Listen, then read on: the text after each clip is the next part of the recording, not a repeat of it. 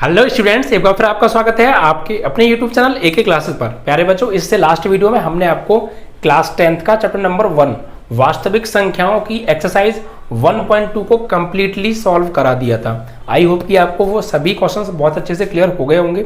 बच्चों, आज हम इस वीडियो में एक्सरसाइज 1.3 के बेसिक के बारे में पढ़ने वाले हैं। जैसा कि आप जानते होंगे, हम जो भी एक्सरसाइज कराते हैं पहले उस एक्सरसाइज का बेसिक कराते हैं, यानी उस एक्सरसाइज में जो जो चीज़ें यूज होती हैं, जो रूल यूज होते हैं, जो फॉर्मूले यूज होते हैं, उनके बारे में पहले समझाते हैं। ये क्यों है, कैसे आए, क्या है, सारी चीज़ को डिटेल में डिस्कस करते हैं। अगर हम उसको अच्छे से समझ लेंगे तो फिर आई होप कि आपको एक्सरसाइज के क्वेश्चंस को करने में कोई समस्या नहीं आएगी। ठीक है बच्चों, तो वीडियो को पूरा देखिएगा शुरू से लेके अंत तक, और अपने जितने भी क्लास के स्टूडेंट्स हैं या फ्रेंड सर्कल में सभी के साथ वीडियो को शेयर कीजिएगा, लाइक कीजिएगा।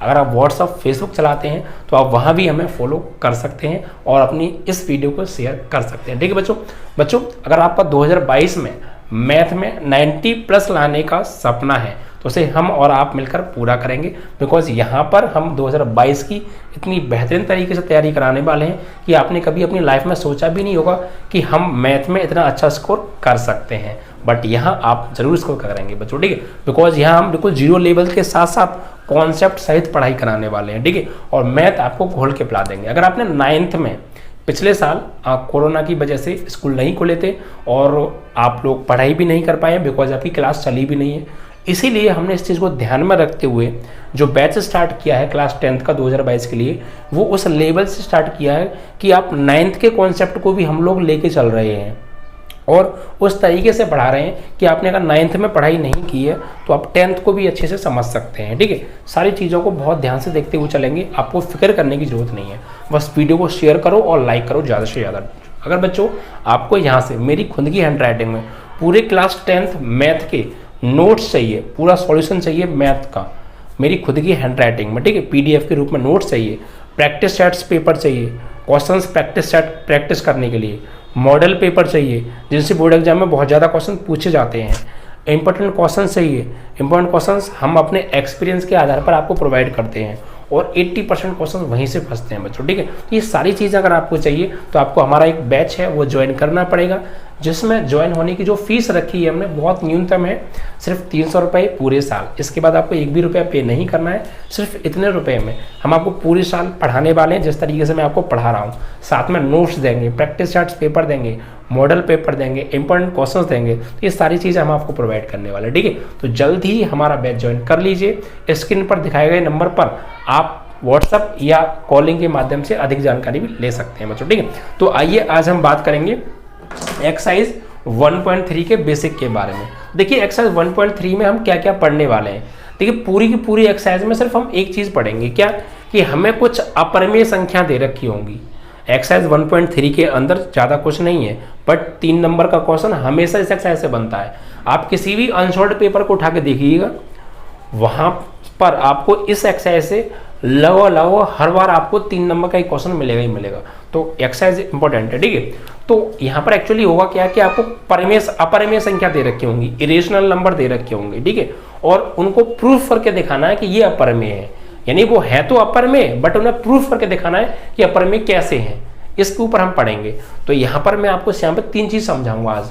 एक तो परिमेय संख्या क्या होती है, rational number, what is rational number, इनके बारे में समझाऊंगा, और अपरिमेय संख्या क्या होती है यानी इरेशनल नंबर, उनके बारे में समझाऊंगा, और एक थ्योरम है उस थ्योरम के बारे में समझाऊंगा। अगर आप ये 3 चीज समझ लेंगे तो एक्सरसाइज 1.3 पर आपका कब्जा हो जाएगा। ठीक है, आइए समझते हैं।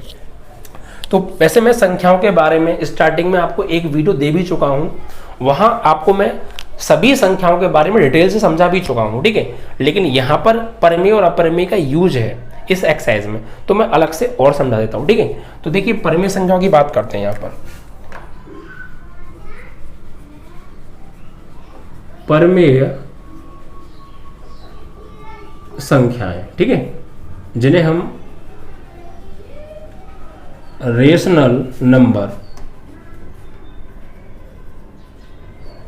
के नाम से भी जानते हैं। ठीक है बच्चों, अभी रेशनल नंबर होते क्या है एंड इनकी डेफिनेशन क्या होती है, आइए पहले मैं लिख देता हूं डेफिनेशन क्या होती है। देखिए बच्चों, वे संख्याएं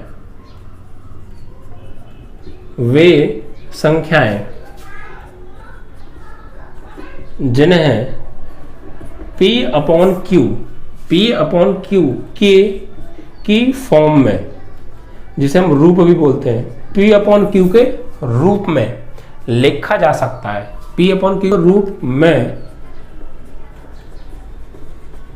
लिखा जा सकता है, लिखा जा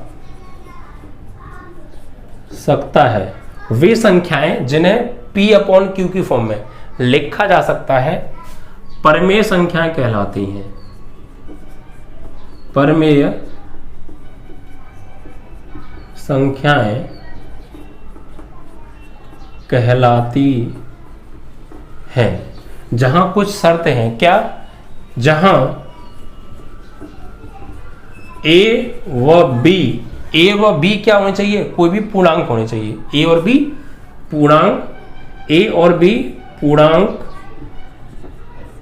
तथा Q does not equal to 0 हो। यानी यहां पर ये दो शर्त हैं कि वे संख्याएं जिन्हें हम P अपॉन Q की फॉर्म में लिख सकते हैं वे परमेय हैं। लेकिन कब होंगी वो परमेय? जब जो P और Q हैं, जो वैल्यू आपने लिखी है P अपॉन Q की फॉर्म में, वो वैल्यू दोनों ही क्या होनी चाहिए? सॉरी, मैंने यहाँ पे A और B लिख दिया है, यहाँ P और Q आएगा, कोई दिक्कत नहीं है, आप कुछ भी कर सकते हैं। P और Q, जहां P और Q क्या होने चाहिए? पूर्णांक होने चाहिए, इंटीजर्स होने चाहिए, ठीक है। और जो Q की वैल्यू है जो नीचे लिखी जाएगी वो वैल्यू, यानी जो Q है वो कभी भी 0 नहीं होना चाहिए। Q की वैल्यू 0 नहीं हो सकती है। 0 के अलावा Q की वैल्यू कुछ भी हो चलेगी, कोई भी पूर्णांक हो, बट 0 ना हो Q। ये शर्तें हैं। वे संख्याएं जिन्हें P अपॉन Q की फॉर्म में लिख सकते हैं और P और Q पूर्णांक होने चाहिए, ये शर्तें हैं। और Q की वैल्यू 0 नहीं होनी चाहिए। अगर इन शर्तों का पालन कर रही हैं तो वह संख्याएं परमेय संख्याएं हैं, ठीक है। जैसे एग्जाम्पल समझ लेते हैं। जैसे मैंने लिखा 5/4, एग्जाम्पल समझ रहे हैं हम यहाँ पे 5/4। तो 5 की अगर हम बात करें तो ये P का काम कर रहा है, और 4 की अगर हम बात करें तो ये Q का काम कर रहा है।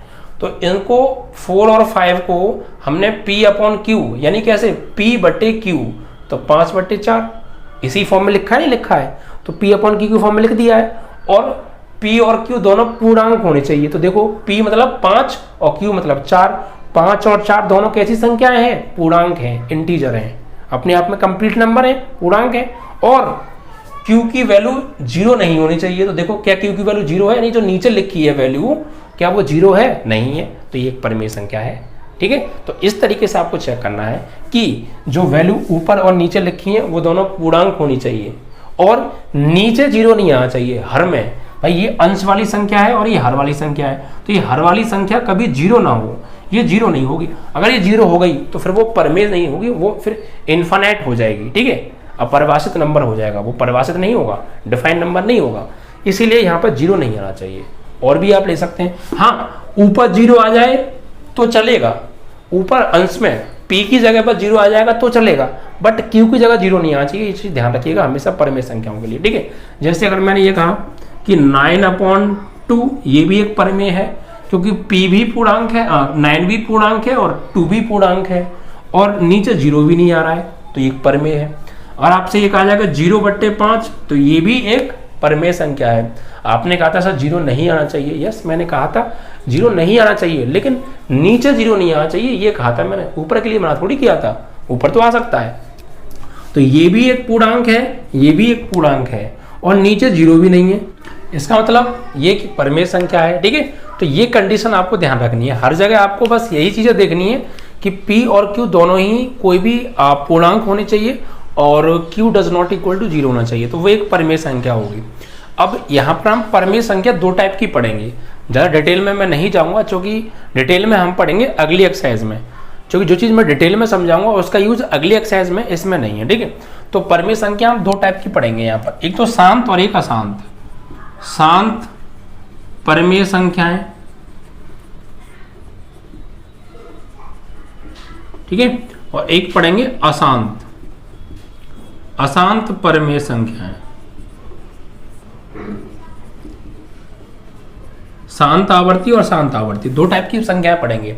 अब शांत परमेय संख्या कौन सी होती हैं? देखिए, जैसे एक संख्या का भाग अगर हम दूसरी संख्या से, एक संख्या में अगर हम दूसरी संख्या से भाग दें और आपने देखा होगा कई बार कि भाग देने पर जो भागफल होता है वो रुक जाता है, यानी उसका एंड हो जाता है। तो ऐसी संख्याएं जो है शांत परमेय संख्याएं कहलाती हैं। जैसे एग्जाम्पल अगर हम यहाँ पे लें कि 1 और 2 ले, 1/2 है, तो 2 में जब हम 1 में जब हम 2 से भाग देंगे तो आंसर आएगा 0.55, ठीक है।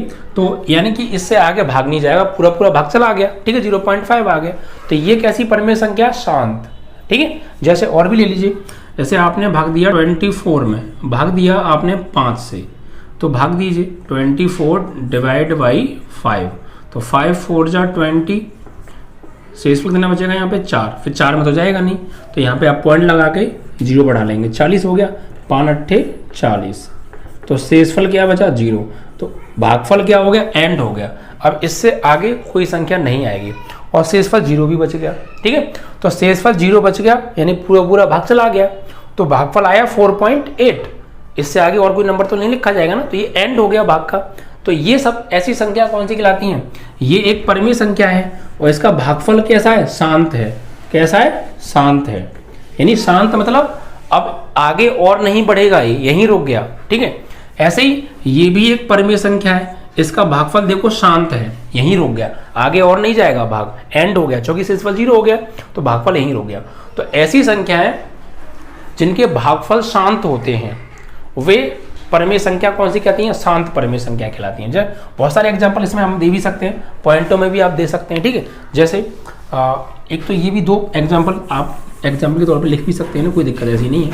तो जैसे मान लीजिए जिनके, जैसे मान लीजिए 1/2 भाग देंगे तो 0.5 आएगा, शांत है। और आप देखेंगे तो 4/5 भाग देंगे तो आप शांत आएगा, यानी ये आएगा 0.8, शांत है, ठीक है। या और एग्जाम्पल एक तरीके से मैं दे सकता हूं कि आप लिख लीजिए कुछ भी, यहाँ पर नंबर 1.231 मान लीजिए, इतना आगे कोई होगी संख्या, उसको हमने ऐसे लिख दिया, अब इसके आगे और नहीं है, यहीं रुक गया। तो ये पॉइंटों में जो संख्या लिखी है 1.231, ये एक परमेय संख्या है। क्यों? क्योंकि पॉइंट के बाद 3 नंबर बाद ये रुक गई संख्या, इसके बाद और आगे नहीं बढ़ रही है ये, तो ये एक परमेय संख्या है, ठीक है। अब एक और लिख सकते हैं आप, अभी इससे चलो और समझ गए ना। एक और एग्जाम्पल देता हूँ, चलो मैं 9.41321 मान लीजिए ये है, आगे जाके रुक गई ना, अब इसके बाद आगे और तो नहीं है ना, नहीं है, यहीं रुक गई, बस ये यहीं पर रुक गई। तो ये क्या है? ये एक परमेय संख्या है, ठीक है।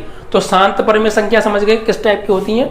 आप उन्हें बट्टे में भी लिख सकते हैं या भाग देके भागफल भी निकाल सकते हैं, जो भी, और वो भागफल रुक जाता है, शांत हो जाता है, तो वह एक शांत परमेय संख्या है।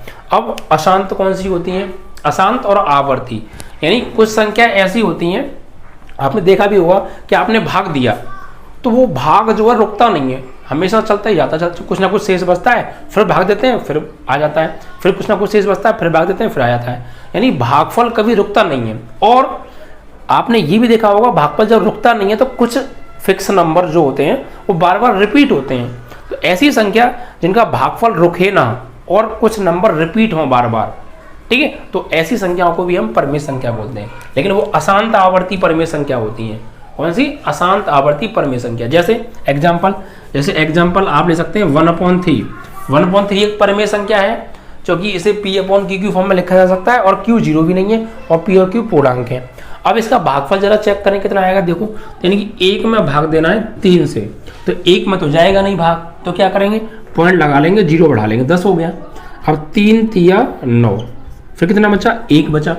अब 3 से भाग फिर 1 में देंगे तो फिर नहीं जाएगा, तो फिर क्या करेंगे? फिर 0 बढ़ा लेंगे, फिर 3 तिया 9, फिर कितना बचा? फिर 1 बचा, फिर नहीं जाएगा, फिर 0 बढ़ा लो, फिर 3 तिया 0 बढ़ा लेंगे, 10 हो जाएगा, फिर 3 तिया 9, फिर 1 बचा। ये हमेशा ऐसे ही बन बचता रहेगा, जिंदगी वाली चलता रहेगा, ये खत्म नहीं होगा, जिंदगी खत्म हो जाएगी, ठीक है। ये शेषफल हमेशा बन बचेगा, और शेषफल बन बचेगा तो 3 से उसमें भाग नहीं जाएगा, तो फिर से हम 0 बढ़ाएंगे, फिर से 10 कर लेंगे, फिर से 3 से भाग देंगे, फिर शेषफल बन बचेगा, फिर 10 बना लेंगे, फिर भाग देंगे, फिर बन बचेगा, मतलब ये बन बचता ही रहेगा, ठीक है, लाइफ टाइम चलता रहेगा ये। तो आपने यहाँ पे क्या देखा, जैसे आप भाग देते जाओगे तो यहाँ 3 आते ही जाएगा, और इसका एंड जिंदगी भर नहीं होने वाला है। हमेशा यहाँ पे 1 शेष बचेगा, फिर हम 0 बढ़ा के 10 करेंगे, फिर 3 से भाग देंगे, फिर जो है 3 बार जाएगा, फिर शेषफल बन बचेगा, और ये लाइफ टाइम चलता रहेगा। यानी ये चीज आपकी जो है ये 3 3 3 3 3 और ये आगे तक जिंदगी भर चलती रहेगी। तो अगर किसी परमेय संख्या का ऐसा भागफल आ जाता है जिसमें कुछ भागफल का एंड भी नहीं हो रहा है और कुछ अंक बार बार रिपीट हो रहे हैं, एक निश्चित पुनरावृत्ति हो रही है कुछ डिजिटों की, तो ऐसी संख्या को भी हम परमेय संख्या ही बोलते हैं, बट वो अशांत आवर्ती परमेय संख्या होती है और ये शांत आवर्ती परमेय संख्या। तो दो टाइप की संख्याओं के बारे में ज्यादा डिटेल में हम नहीं जाएंगे बिकॉज उसके बारे में आगे पढ़ेंगे, ठीक है। तो एग्जांपल के तौर पर आप इसका भागफल क्या आएगा 0.3333 and dot dot dot infinite. इसको हम एक तरीके से और लिख सकते हैं क्या, या 0 जो नंबर बार बार आ रहा है उससे सिर्फ एक बार लिख दो आप, सब 3 नंबर बार बार आ रहा है तो एक बार लिख दो और इसके ऊपर बार लगा दो, इसे बोलते हैं बार। इसका मतलब ये है कि जिस नंबर के जिस अंक के ऊपर बार लगा है वो अंक बार बार आ रहा होगा, उसको शॉर्ट में हम ऐसे, यानी इस चीज को हम ऐसे भी लिख सकते हैं। ओके चलिए, तो ये आपका हो गया। और भी एग्जांपल मैं दे सकता हूं यहाँ पे, ठीक है, और भी है, कोई दिक्कत ऐसी है नहीं। जैसे आप दीजिए भाग जो है 2 में 6, एक में वही बात आ जाएगी निकल के, छोड़ो वही चीज निकल के आ जाएगी, कोई दिक्कत नहीं है। क्योंकि 2 में आप 6 से भाग देंगे तो 1/3 ही तो हो जाएगा, ठीक है। ऐसे बहुत सारे एग्जाम्पल हैं। जैसे आप जो है इसको ऐसे भी दिखा सकते हैं, जैसे 0.21212121, तो आपने क्या देखा और ये एंड तक चलता जा रहा है, तो इसका मतलब आपने क्या देखा, ये तो ये डिजिट जो है 21212121 और डॉट डॉट ऐसे आगे तक चलता रहेगा ये। तो यहाँ पर एक निश्चित डिजिट रिपीट हो रही है नहीं हो रही है, तो ये जिस भी संख्या का भागफल है वो एक परमेय संख्या होगी। कौन सी, अशांत आवर्ती परमेय संख्या होगी। कौन सी होगी, अशांत आवर्ती परमेय संख्या होगी। ये बात अलग है कि इसको अगर इस फॉर्म में कैसे चेंज करेंगे वो बात आगे की है, या पीछे आपने 9th में ही पढ़ा होगा, उसके बारे में मैं नहीं जाऊंगा डिटेल में भी। सिर्फ मैं यहाँ पे आपको ये समझा रहा हूँ कि परमेय संख्या किस किस टाइप की होती हैं। एक वो परमेय संख्या जिनका भागफल शांत हो जाता है, वो शांत परमेय संख्या होती है। एक वो संख्या है जिनका भागफल शांत नहीं होता है और अनंत तक चलता जाता है और कुछ अंक रिपीट होते हैं, उन्हें अशांत आवर्ती परमेय संख्या बोलते हैं। तो इस टाइप का भागफल जो आएगा वो अशांत आवर्ती परमेय संख्या होंगी, ठीक है, उस परमेय संख्या होगी, ठीक है। चलिए, तो अब देखिए जो एक मान होता है 22/7, ये एक्चुअली पाई की वैल्यू होती है। तो पाई जो होता है ये अपरमेय संख्या होता है, लेकिन इसकी जो वैल्यू है वो परमेय होती है। ऐसा क्यों, जब आप 7 से भाग देंगे 22 में तो पॉइंट के बाद एक 7 अंक की डिजिट होगी, वो बार बार रिपीट होगी और एंड भी नहीं होगा। तो रिपीट भी हो और एंड भी ना हो तो वो तो परमेय होती है, ठीक है। इस वजह से पाई एक अपरमेय संख्या होती है, बट उसकी जो वैल्यू होती है 22/7 वो एक परमेय संख्या होती है, ठीक है। चलिए, तो आप परमेय के बारे में समझ गए, definition, examples and type of rational numbers. अब हम पढ़ेंगे अपरमेय संख्याओं के बारे में थोड़ा सा, ठीक है। अब अपरमेय संख्या की बात कर लेते हैं यहाँ पे थोड़ा सा।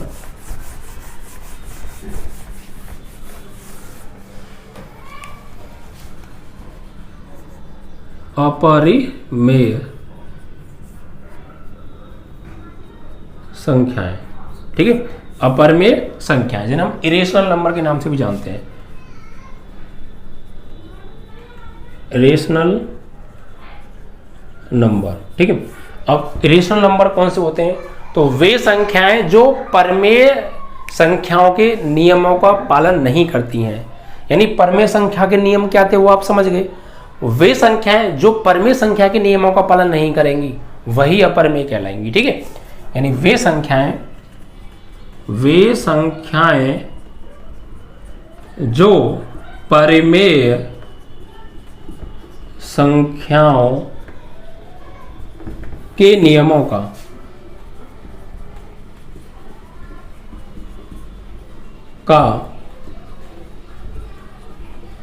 पालन नहीं करती हैं अपरिमेय संख्याएं कहलाती हैं, ठीक है। इट मीन्स कि उनको P/Q फॉर्म में नहीं लिखा जा सकता है, ठीक है। तो भाई ये तो नियम होता है, बट परिमेय का क्या था, उन्हें P/Q फॉर्म में लिख सकते हैं, बट यहाँ नहीं ले सकते क्योंकि उस नियम का पालन हो जाएगा तो फिर ये परिमेय नहीं हो जाएगी, अपरिमेय क्यों होगी। तो वे संख्याएं जो परमेय संख्याओं के नियमों का पालन नहीं करती हैं वही अपरिमेय कहलाती हैं, ठीक है। अब अपरिमेय संख्या किस टाइप की होती है, देखिए अपरिमेय संख्या आपको एक टाइप की देखने को मिलेंगी। अपरिमेय संख्याओं का जो भागफल होता है वो उसका एंड नहीं होता है कि सर जी एंड तो इसमें भी नहीं हो रहा था, हाँ बिल्कुल सही बात है आपका, एंड तो इसमें भी नहीं हो रहा था, लेकिन वहां पर कुछ नंबर बार बार रिपीट होते थे, बट इसमें ना तो एंड होता है और ना नंबर रिपीट होते हैं। तो वे संख्याएं जिनका भागफल जिनके भागफल कभी रुकता नहीं है, यानी उसका एंड भी नहीं होता है, और कुछ डिजिट बार बार रिपीट भी नहीं होती हैं, एक निश्चित आवृत्ति नहीं होती है, वो एक निश्चित डिजिट बार बार रिपीट नहीं होती है, तो वो संख्याएं अपरिमेय संख्या कहलाती हैं। जैसे एग्जाम्पल, जैसे मान लीजिए आपको मैं एक एग्जाम्पल दे दूं, फिलहाल आप रूट में देखिए, जैसे रूट में लिखा मैंने √2, कोई संख्या अगर रूट के अंदर आ रही है, कोई संख्या अगर रूट के अंदर आ रही है और उसको रूट के अंदर से पूरी तरह बाहर नहीं निकाला जा सकता है, तो वो एक अपरिमेय संख्या है। जैसे √2 एक अपरिमेय संख्या है, क्योंकि 2 को रूट के अंदर से बाहर नहीं निकाल सकते हम, बिकॉज रूट के अंदर से बाहर निकलने के लिए पेयर चाहिए, जोड़ा बनना चाहिए। तो यहाँ 2 अकेला है, अगर एक और 2 होता तो बाहर आता, बट नहीं है, तो इसलिए √2 एक क्या है, अपरिमेय संख्या है। ठीक है, √3 अपरिमेय संख्या, √5 अपरिमेय संख्या, √24 अपरिमेय है, क्योंकि पूरी तरह रूट से बाहर नहीं आएगा। आप कहेंगे सर √25, तो भैया ये परमेय है, काहे, क्योंकि √25 का मतलब होता है 5, 25 का वर्गमूल 5 होता है, और 5/1 क्या है, परमेय संख्या, बिकॉज इसे P/Q फॉर्म में लिखा जा सकता है, और P और Q पूरा क्या, Q does not equal to 0 है। इट मीन्स कि टोटली परमेय संख्या रेशनल नंबर के नियमों का पालन कर रहा है ये, इस वजह से ये परमेय है। बट ये नहीं कर रहा है, बिकॉज ये रूट के अंदर से कंप्लीटली बाहर आ ही नहीं सकती हैं। ठीक है, ये रूट के अंदर से बाहर नहीं आ सकती हैं, इसलिए ये अपरमेय है। लेकिन ये रूट के अंदर से बाहर आ सकता है, इसलिए ये परमेय पूरी तरह। जैसे 49 हो गया, √49 का वर्गमूल 7 होता है, पूरी तरह बाहर आ गया। √50 पूरी तरह बाहर नहीं आ सकता है, इसलिए वो एक अपरिमेय संख्या है। ठीक है, जितनी भी वैल्यू रूट में आ रही हैं और वो रूट से कंप्लीटली बाहर नहीं निकल सकती हैं, तो वो एक अपरिमेय संख्या है। ये बात दिमाग में नोट कर लीजिएगा। ठीक है, और तो ये समझ में आ गया, फिर ये अपरिमेय की लिस्ट में नहीं आएगा, एंड डॉट अनंत तक। पाई की बात करें, पाई भी एक अपरिमेय संख्या है, बट उसकी जो वैल्यू होती है 22/7 वो परमेय है, अभी बताया था। अब देखिए बाकी बात, उसके बाद देखिए बात करें, ये तो सर आपने बताया रूट में, अब वो पॉइंट वाली कहानी कहाँ गई। तो देखो आपने क्लास 8th में भाग विधि से बहुत ज़्यादा वर्गमूल निकाले होंगे, खूब निकाले होंगे, 7th में भी निकाले होंगे भाग विधि से वर्गमूल।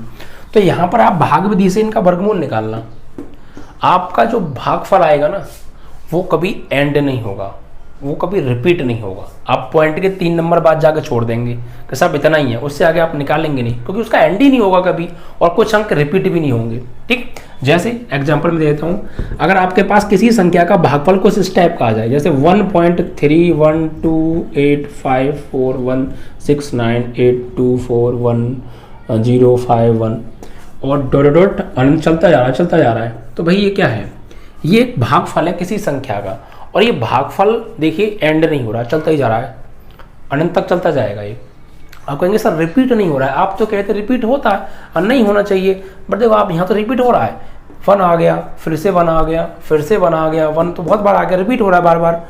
या आप कुछ और भी देख सकते हैं, जो है और कोई नंबर रिपीट हो रहा है, नहीं 1 तो बहुत बार आ रहा है, रिपीट हो रहा है, तो भाई ऐसे रिपीट नहीं माना जाता है। जैसे ये 1 कई बार आ गया तो 1 रिपीट हो गया, नहीं, एक निश्चित टर्म के बाद रिपीट होना चाहिए। जैसे वहां क्या था, इसमें क्या था, इसमें क्या था, इसमें था 1.212121 या 1.12354, ठीक है, एंड 1 और यहाँ कुछ भी लिख दिए 81651। तो आप यहाँ पे देखिए ये 3 नंबर निकले, फिर से 5 आ गया, ये 3 नंबर निकले, फिर से 5 आ गया, ऐसे कुछ और 3 नंबर आएंगे, फिर से 5 आएगा, ऐसे कुछ और 3 नंबर आएंगे, फिर से 5 आएगा, ऐसे। यानी ये जो डिजिट है ये एक निश्चित अंक बाद रिपीट हो रही है, 5 या देखो यहाँ पे 2121 या एग्जाम्पल और भी ले सकते हैं 1.196 यानी ये जो 1 है 2 अंक बाद रिपीट हो रहा है। देखो 1 आया, फिर 2 अंक छोड़ के फिर 1 आया, 2 अंक छोड़ के फिर 1 आया, 2 अंक छोड़ के फिर 1 आया। लेकिन यहाँ पे देखिए यार, यहाँ पे देखो 1 आया, फिर 1 अंक छोड़ के फिर 1 आ गया, फिर 1 अंक छोड़ के फिर 1 आना चाहिए, कहाँ रहा है भाई, 1 आया, फिर 1 अंक छोड़ के फिर से 1 आया, फिर अगली बार भी 1 अंक छोड़ के 1 ही आना चाहिए, 1 अंक छोड़ के 1 नहीं आ रहा, कहानी खत्म हो गई। 1 आया, 1 अंक छोड़ के यहाँ पे 1 आया है, फिर बीच में तो कहानी डब्बा गोल है, फिर 1 आ गया, फिर 8, फिर 1 आ गया, बिल्कुल अच्छी बात है भाई।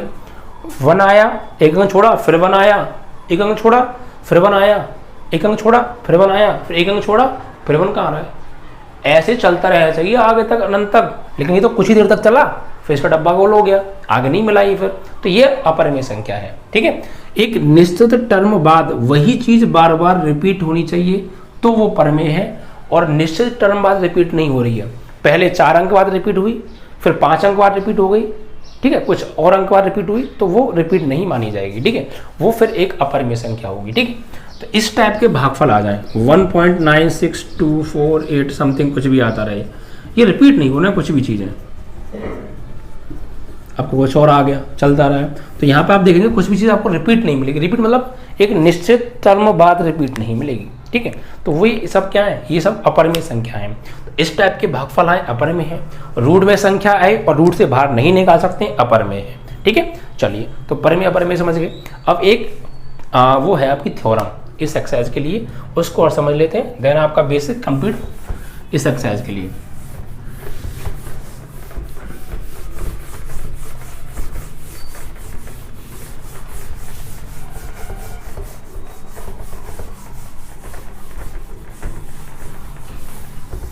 अब देखिए एक चीज समझते हैं, इस थ्योरम को समझने के लिए कुछ चीजों की जरूरत है। जैसे अगर हम बात करें गुणनखंड, फैक्टर, गुणनखंड क्या होता है, गुणनखंड क्या होता है, तो एक ऐसी संख्या जो किसी दूसरे को पूरा पूरा काट रही है तो वो उसका गुणनखंड है। जैसे एग्जाम्पल, मैं थोड़ा सा गुणनखंड के बारे में इसलिए बात कर रहा हूँ क्योंकि थ्योरम में गुणनखंड की बात आएगी। ठीक है, फैक्टर से हम बोलते हैं, क्या बोलते हैं, फैक्टर। देखिए जैसे मैंने 4 को भाग दिया 2 से, और 2 से 4 में पूरा पूरा भाग चला गया, तो 2 ने 4 को पूरा पूरा काट दिया, तो 2 जो है 4 का क्या है, गुणनखंड है। जब हम 4 के गुणनखंड करेंगे ना, अभाज्य गुणनखंड, तो उसमें कहीं ना कहीं 2 जरूर आएगा, क्योंकि अगर कोई किसी संख्या का गुणनखंड है तो उस संख्या के गुणनखंडों में वो जरूर मौजूद होता है, क्योंकि वो उसका गुणनखंड है। ठीक है, जैसे 48 है, 48 को मैं 4 से काटूंगा तो पूरा पूरा कट जाएगा, तो 48 का 4 गुणनखंड है। ठीक है, क्योंकि 4 48 को पूरा पूरा काट रहा है, इसलिए 4 गुणनखंड है किसका, 48 का। जो काटता है वो गुणनखंड होता है, जो कटता है उसका होता है। क्लियर। अब आप कहेंगे कि ये 4 तो 48 के अंदर होगा ही नहीं भाई, अगर कोई संख्या किसी का गुणनखंड है तो वो उसके अभाज्य गुणनखंडों में जरूर मौजूद होती है। जैसे आप कहेंगे सर 48 के फैक्टर करके दिखाओ, उसके अंदर 4 दिखाओ, तो चेक कर लो 48, 2 दूनी 4, 2 चौका 8, 2 एकम 2, 2 दूनी 4, 2 छक्के 12, 2 तिया 6, 3 एकम 3, फैक्टर करो इसकी जरा। तो 48 के जो फैक्टर हुए वो हो गए आपके 2 गुणा 2 गुणा 2 गुणा 2 गुणा 3, तो इसमें 4 कहाँ है, ये 2 है और 3 है, तो 2 दूनी 4 गुणा 2 गुणा 2 गुणा 3। क्या इसको मैं ऐसे नहीं ले सकता, बिल्कुल ले सकता हूँ, तो इसके अंदर 4 ये है। तो अगर कोई किसी संख्या का गुणनखंड है तो वो उसको पूरा पूरा विभाजित जरूर करेगी और उसके गुणनखंडों में, अभाज्य गुणनखंडों में मौजूद भी होगी। ठीक है, जैसे 65 है, 65 में अगर मैं 5 से भाग दूंगा तो पूरा पूरा चला जाएगा, तो 5 किसका गुणनखंड हो गया, 65 का हो गया, क्योंकि जब 65 के जब मैं फैक्टर करूंगा ना, अभाज्य गुणनखंड करूंगा, तो उसमें 5 जरूर आएगा। ठीक है, तो गुणनखंड समझ गए, एक ऐसी संख्या जो किसी को पूरा पूरा विभाजित करती है वो उसका गुणनखंड कहलाती है, और उस संख्या के अभाज्य गुणनखंडों में वो मौजूद होती है। क्लियर। चलिए अब थ्योरम समझते हैं।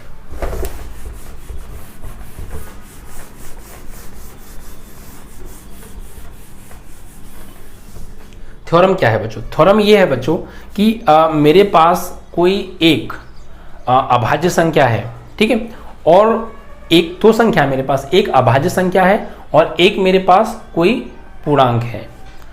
और अगर एक संख्या जो अभाज्य संख्या है, अगर वो पूर्णांक के वर्ग को काट रही है, अगर वो पूर्णांक के वर्ग को पूरा पूरा विभाजित कर रही है, तो वो अभाज्य संख्या उस पूर्णांक को भी पूरा पूरा काटेगी।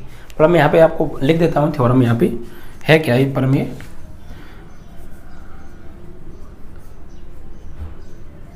मैं आपको यहाँ प्रूफ भी कराऊंगा। ठीक है, देखिए माना पी कोई अभाज्य संख्या है। ठीक है, हमने p कोई अभाज्य संख्या मान लिया। अभाज्य संख्या जानते हैं ना आप, ऐसी संख्या जिसके सिर्फ 2 गुणनखंड होते हैं, ओनली 2 फैक्टर, ना तो से ज्यादा और ना तो से कम, एक तो वो खुद और एक 1, सिर्फ 2 वर्णखंड होते हैं, ठीक है। तो माना p कोई अभाज्य संख्या है, यदि p a स्क्वायर को विभाजित, p a स्क्वायर को पूरा पूरा विभाजित करती है, तो p a को भी पूरा पूरा विभाजित करेगी, पूरा पूरा विभाजित करेगी। यदि a कोई धनात्मक संख्या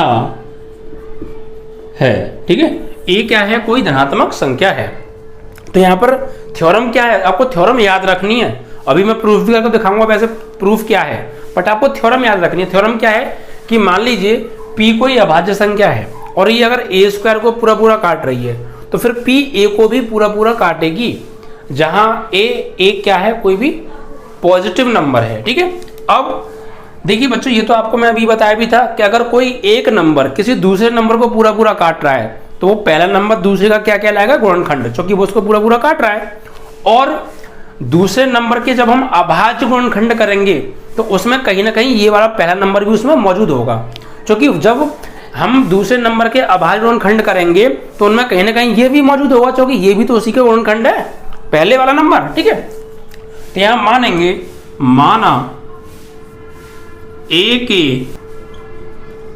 अभाज्य गुणनखंड, अभी हम प्रूफ कर रहे हैं इस थ्योरम को, ठीक है। a के अभाज्य गुणनखंड मैंने मान लिए p1, p2, p3, dot dot dot infinite, ये मैंने a के अभाज्य गुणनखंड मान लिए, ठीक है। अब मैं अगर दोनों ओर वर्ग कर दूं, तो वर्ग करने पर दोनों ओर, तो इधर करेंगे तो ये a स्क्वायर हो जाएगा, इधर करेंगे तो ये p1, p2, p3 dot dot dot pn का स्क्वायर हो जाएगा। अच्छा, इसको हम ऐसे भी लिख सकते हैं कि इन सब पर ये एक साथ स्क्वायर लगा, अलग अलग स्क्वायर लगा दो, p1 का स्क्वायर, p2 का स्क्वायर, p3 का square dot dot dot pn का स्क्वायर, ऐसे भी इसको ले सकते हैं। अब देखिए बच्चों, यहाँ पर एक चीज गौर दीजिए, जो a स्क्वायर के अभाज्य गुणनखंड क्या है? p1, p2, p3 and dot dot pn। तो a स्क्वायर के अभाज्य गुणनखंड p1, p2, p3 dot dot pn है। तो a स्क्वायर के जो अभाज्य गुणनखंड है, यहाँ देखिए आप, p कोई अभाज्य संख्या है और यदि p a स्क्वायर को विभाजित कर रहा है, अगर p a स्क्वायर को विभाजित कर रहा है, तो कहीं ना कहीं a स्क्वायर के अभाज्य गुणनखंडों में p होगा, क्योंकि जब कोई संख्या किसी को विभाजित करती है तो उसके अभाज्य गुणनखंडों में वो जरूर मौजूद होती है। ये तो होता है क्लियर।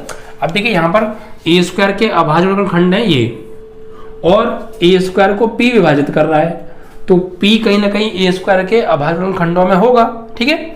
और जो a स्क्वायर के अभाज्य गुणनखंड है वही a के अभाज्य गुणनखंड है। देखो, इसे अगर आप समीकरण नंबर 1 डाल दो, तो यहाँ पर हम लिखेंगे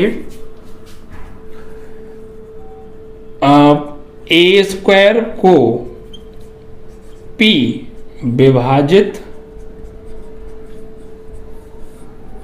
करता है, ठीक है। a स्क्वायर को p विभाजित करता है, तो p a स्क्वायर के अभाज्य गुणनखंडों में मौजूद होगा, क्योंकि a स्क्वायर को p पूरा पूरा विभाजित कर रहा है, तो फिर जरूर a स्क्वायर के अभाज्य गुणनखंडों में p होगा, ठीक है। अब जो गुणनखंड a स्क्वायर के हैं, वही गुणनखंड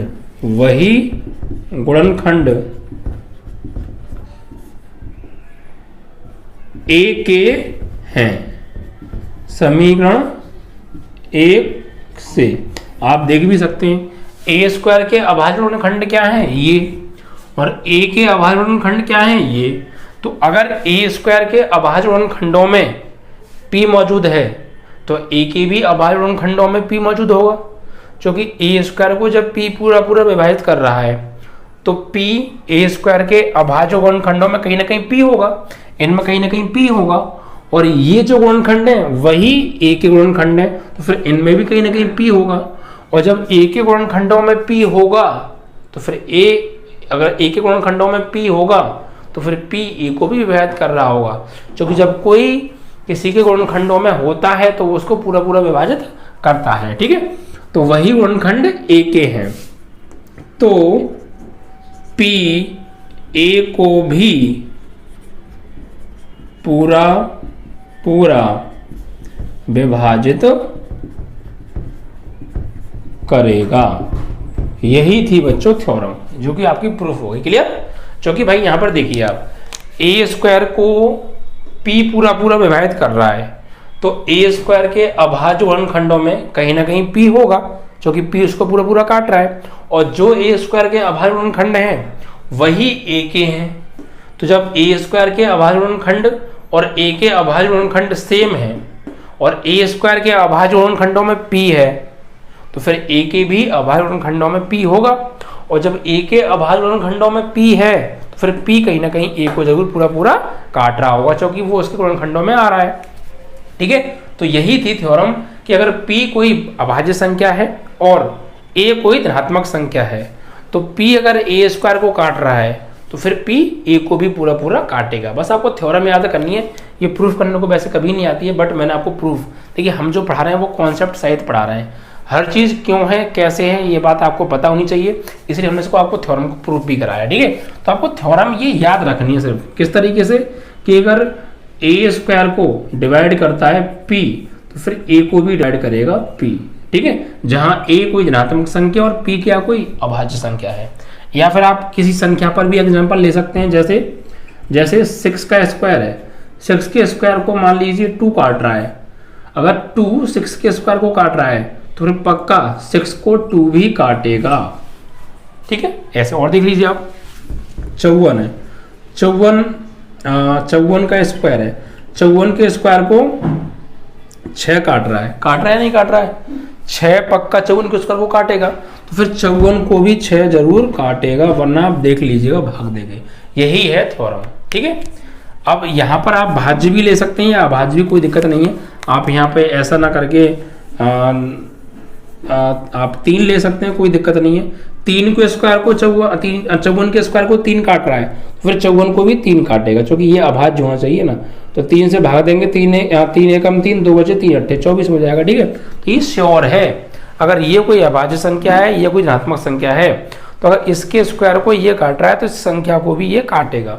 बस आपको थ्योरम याद रखनी है, कुछ नहीं करना है इसमें। ठीक है, आपको थ्योरम ये याद रखनी है, अगर किसी संख्या के स्क्वायर को कोई संख्या काट रही है तो उस संख्या को भी वो जरूर काटेगी। ठीक है बच्चों, तो इस तरीके से आपका 1.3 का बेसिक कॉन्सेप्ट कंप्लीट हो जाता है बच्चों। ठीक है, वीडियो को ज़्यादा शेयर कीजिएगा और लाइक कीजिएगा। अगर आपने अभी वीडियो को जो है लाइक नहीं किया तो लाइक कीजिए। ठीक है बच्चों, thank you for watching this video.